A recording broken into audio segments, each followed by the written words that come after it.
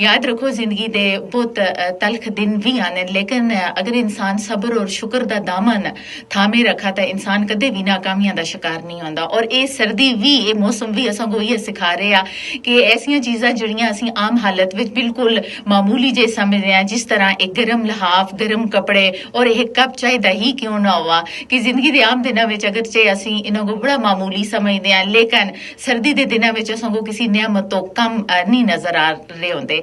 याद रखो कि इस मौसम के अंदर अपने आस पास के लोग जिहड़े लोग इन्हां नियामतों तो महरूम हैं, इन्हां सहूलतां तो महरूम हैं, उन्हां लोगों का भी ख्याल रखना बहुत ज्यादा जरूरी और फर्ज भी है। इस बारे में असां कोलों पुछया भी जुलसी।